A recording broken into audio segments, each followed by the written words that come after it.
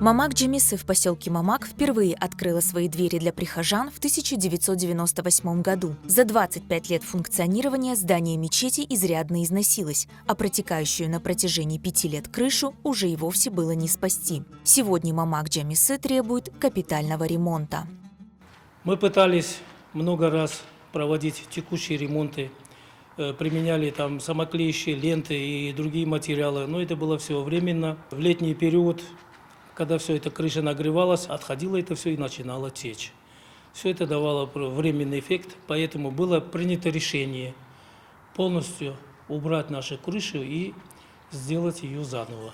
В мечети площадью 300 квадратных метров одновременно могли совершать намаз около 200 верующих. Однако с каждым годом прихожан становится все больше. Джами требует расширения. Значит, справа и слева от мечети будут пристроены два больших крыла. Вот.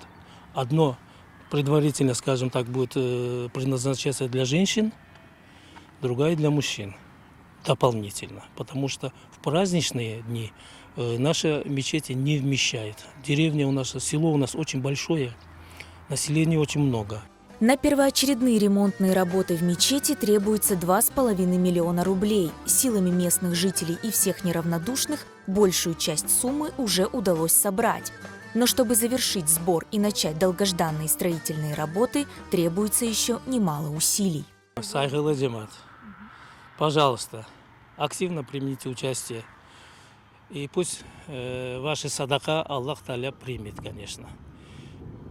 Участвуйте в сборе средств для реконструкции нашей мечети.